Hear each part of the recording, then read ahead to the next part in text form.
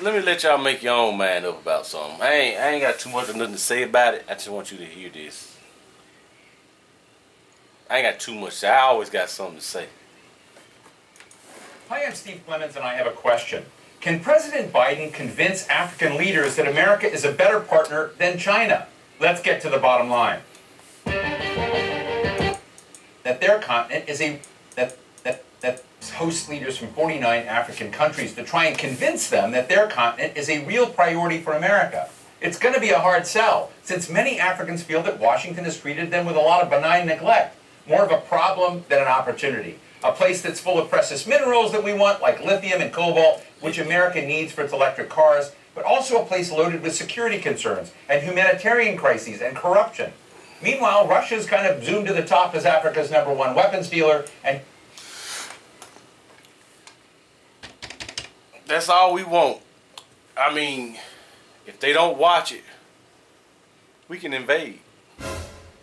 You know, it was always back in the days about, let's go and see if this dude got weapons of mass destruction. And then they like, hey, ain't no weapons. So now we need the lithium and all that to actually make our electric car future look better. And Russia is putting their footprint over there. China is putting their footprint over there. America wants to put their house over there. In the long run, Russia and China gonna put their house over there. Because what the Africans don't realize is that they don't realize reality. Really, nigga? Because this same thing happened almost, sort of, kind of, a little bit, tiny bit, eensy-weensy in the past. When the man went over there to buy black people from Africa.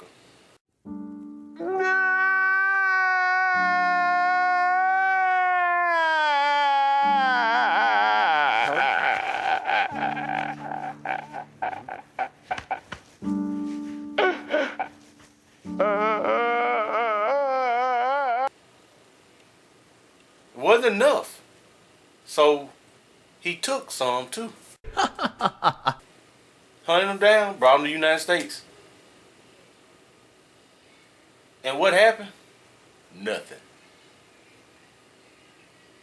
They waited on the Africans to come and save them. They never showed up, y'all. Really, nigga? So why would they show up? They were selling us. So why? China's trade with African countries has reached a record $261 billion last year. That's about 5 times more than the U.S. An African youth survey by Ichikovitz Family Foundation found that 77% of youth across the continent identified China as the most important nation for Africa's future, not the United States. Plus, China deals with whatever government is in place, no questions asked, while the U.S. cherry-picks its allies and offers lectures about democracy. So can the U.S.-Africa Leaders Summit here in Washington, D.C. turn things around? And what can America offer that Africa really wants? Today we're talking with Arikana Chihombori Kwao, the former ambassador of the African Union to the United States. She's also the founder of the... Required new rules of engagement, therefore a need for the United States to re-strategize. I'm hoping that for a change, this meeting, the United States can begin to realize it's no longer business as usual. It's no longer a case of the United States saying, we make policy and we tell the Africans. That has got to change. They make policies with the United States, and they want them to follow it. That's how they want it. It's either our way or the highway. It is a recipe for disaster. It is a recipe for the United States seeing itself losing its place as Africa's preferred trading partner. That's what makes this meeting very important, and I'm hoping that the U.S. can call for timeout and understand that engaging Africa at this time, it is a new game that is calling for new rules of engagement, and therefore it is time to re-strategize and treat the Africans fairly, treat the Africans respectfully, and treat the Africans as equal partners. You know what? You do know that when China and Russia get over there, that's getting them just that much closer to where they can set up nuclear strikes. I mean, you know, like you got Kim shooting stuff, trying to get them further and further over to the other peoples. All right, then they be like, well, we can't get ours over to the United States or whatever, but let's get to Africa. Then we're going to get over there to where the hurricanes come from, which is where the slave ships came from. Really, So nigga? slave ships take this path straight to the racist part of the U.S. and tear them up every time. Now these nuclear weapons gonna be right there too. Ambassador, I think one of the things that I'm trying to be sensitive to is that we often, over in the United States, as you know, and you were the ambassador of the African Union, tend to talk about a continent as opposed to individual countries and nations, of which there are 54. There are 49 heads of state here in Washington this week. And are we making a mistake? Is our ignorance on our side, from your impression of our ignorance, you know, amplified by us talking about Africa so much as opposed to talking about Rwanda, Zimbabwe, Ghana? Should we be, is our illiteracy in this level so obvious that it's a real problem? And do these kinds of summits that bring everyone together do a disservice to that kind of getting to know each country more distinctly? I think for the United States, and I repeat it, and I used to repeat it all the time during my tenure, what really is behind the failure of effective engagement with Africa is the disrespect of the Africans. That's where the problem begins. If we cannot accept, if the United States cannot accept Africans as equal partners, if the United States, for example, let's look at this particular meeting, this particular summit. There was no defined agenda. There has never been defined agendas whenever they meet with African countries as individual countries. It's always the United States setting the agenda, the United States setting the policies, and the United States telling the Africans about the policies. That is no way to have any meaningful engagement. If you take, for example, the fourth pocket meeting that was held between China and the African heads of state in advance, the issues were clearly defined. The agenda was going to focus on trade, it was going to focus on aid, it was going to focus on investments. The African heads of states were engaged in the discussion, in the planning. The outcomes were clearly defined with a way forward in terms of follow-up. It was a fruitful meeting that addressed the issues that needed to be addressed between not only African countries individually with China, but also Africans collectively with China. There is no published agenda. There are no issues that have been presented to the African heads of states. Africans have not been asked to engage in terms of creating the agenda and make. What they're not understanding in Africa is, I said it before, I'll say it again, I said it a while ago. There is an agenda. They're too blind to see there is an agenda. I mean, you got something somebody want. And those somebodies who want it, as you notice, they're full of shiznit. They all going against each other, and they got the race to take Africa. That's my thought. It's a race to take Africa. So, she'll see. The United States must understand that Africans are not going to take it anymore. If you don't treat the Africans fairly, the United States is going to see itself slowly losing ground to China, to Russia, to all other nations, because without respecting the Africans, without treating the Africans as equal, without understanding that exploitation and abuse of Africa simply cannot continue. The United States hardly even respect its own people. This meeting, this summit, is going to be yet another gathering with no outcomes, no deliverables until the next summit. I'm sorry, but the disrespect of the Africans is at the bottom of it all. I- Agenda for this meeting should have been set out in advance. Africans should have been involved. Without the involvement of the Africans in these discussions, this is a useless meeting. I'm sorry, but that is the fact. No, Okay. What is Africa to the U.S.? The U.S. has traditionally seen Africa as a problem to be solved, while China sees Africa as a place of opportunity. This simple sentence is the easiest way to understand the different approaches both China and the U.S. have had towards Africa, and as a result, this is what's happening. Since China launched its ambitious Belt and Road Initiative 10 years ago, 149 countries around the globe have joined, including 49 of the 54 countries in Africa. This is now a major concern for the U.S. government. Africa is one of the wealthiest continents in the world, blessed with some of the world's most valuable resources, minerals, and commodities. The United States has always had a strategic interest in Africa, but that interest has always been in the resources of the continent and not for the future development of African people. In today's video, I'm going to highlight some Let me go back on that one again. I was talking. But that interest has always been in the resources of the continent and not for the future development of African people. In today's video, I'm going to highlight some of the mistakes the U.S. has made and why many African countries are now looking to China for future growth. In addition, let's also highlight some of the groundbreaking Belt and Road projects from China that have changed Africa's future. For many Africans, their perception of China has changed because they can see the tangible results of China entering the continent. 100,000 kilometers of road, 10,000 kilometers of road. I'm going to say this because it's probably northern. This is what China has put in Africa. Like I said, it is an agenda now. They put over 10,000 kilometers of railroad. Up to 100,000 kilometers of roads. Almost 100 ports for them to bring their shit in there. But nearly 1,000 bridges. Many schools and hospitals.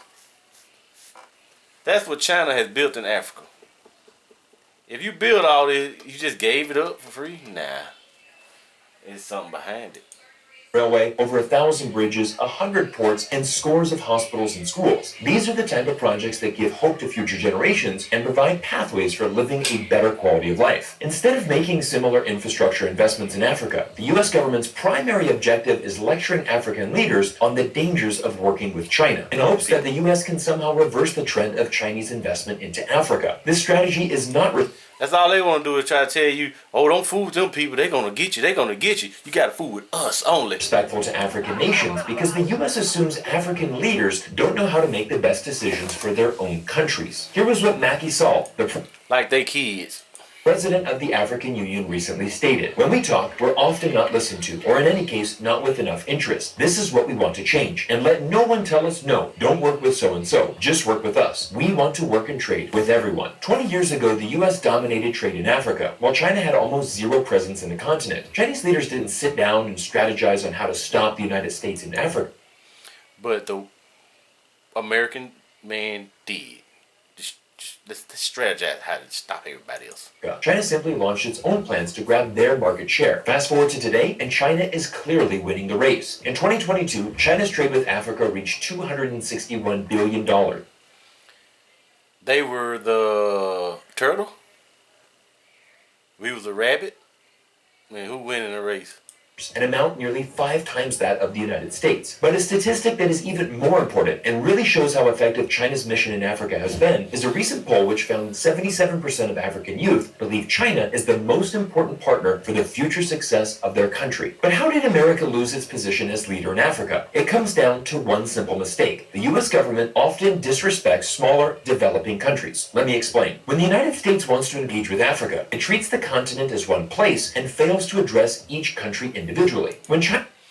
When they show you Africa on TV, they show the pot-bellied, starving people with flies all over them and bad lands and all kind of stuff. They don't ever show you the rich side of Africa. Because they really don't want that out there. They really don't. They want to keep it that way just so you can not go there and start taking stuff and coming in on them. They really want it to look like that. China deals with Africa, it deals with each country individually, giving respect and the chance for each country to voice their individual concerns and needs to China. The lack of respect existing in U.S. foreign policy is a major concern. Listen to what this diplomat from Zimbabwe had to say. What really is behind the failure of effective engagement with Africa is the disrespect of the Africans. That See,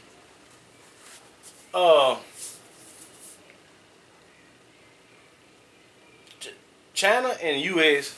most likely is not gonna ever kind of get along because they fighting over the same thing, but China making themselves look good by not putting it like out in the open, like the dude said, you know, like U.S. be over there talking about, look, this is the policy, this how it's gonna go, and you can't be fooling with them people. They bad. China get over there and be like, hey, do your thing, and they be in their head like, please don't do your thing, please don't do your thing, and then we don't do our thing. Oh, whew, I'm glad they didn't do their thing. But listen at this now. This is off Africa for a sec. This is off Africa. This somewhere, it's plenty of places like this. The United States and China are fighting for influence in Latin America. In the past 2 decades, China has invested more than $160 billion in the region and now counts 20 Latin American nations as Belt and Road Initiative members. What's even more concerning for the U.S. is that China didn't even consider Latin America and the Caribbean a priority target for China's overseas investments. Look at some recent comments from U.S. senators. Bill Hagerty. Look here, y'all. Alright.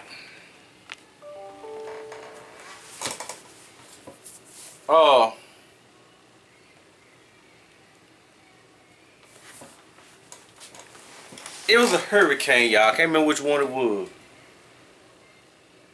Let me back up a second though. I got that in your mind. Let me back up. Keep that there. Right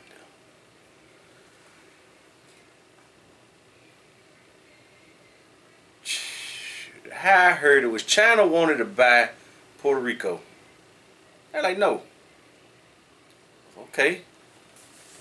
Here comes this hurricane, y'all. Y'all gotta go back to this hurricane. I can't remember which one it was, but the hurricane moved, got right on Puerto Rico after the no, and just tore it up. It even took the ocean away, y'all. Go back and look for this a few years ago, before the pandemic now.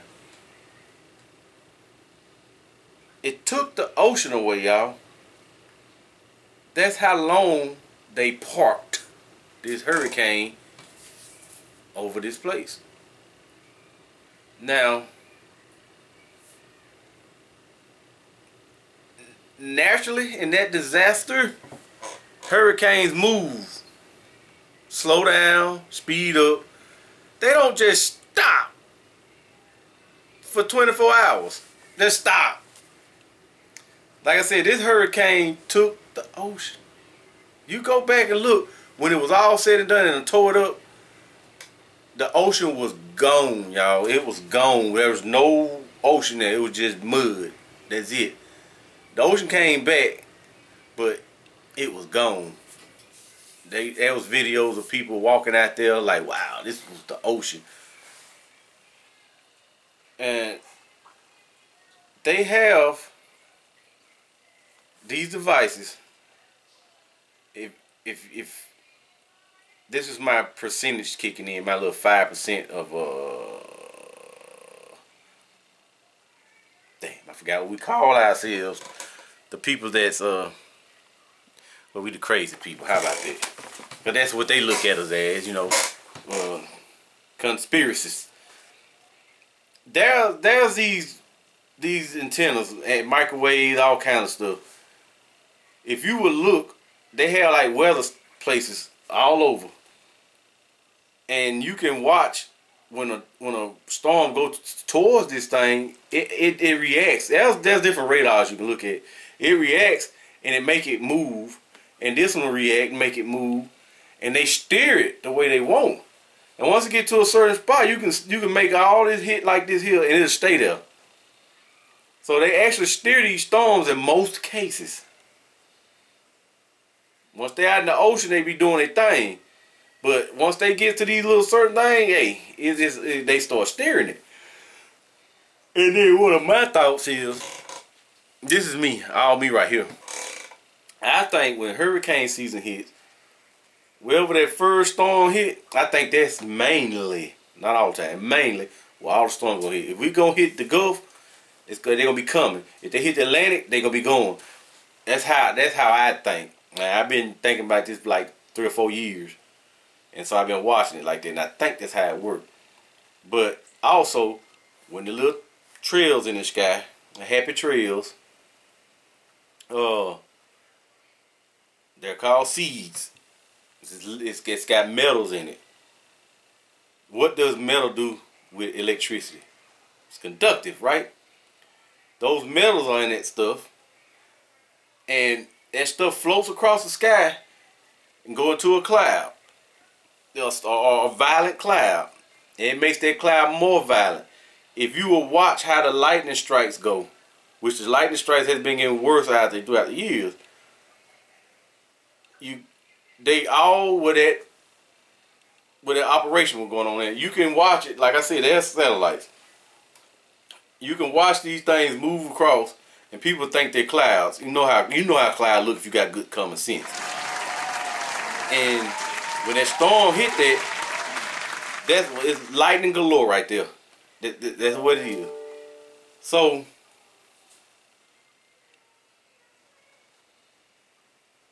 don't start looking up at that stuff.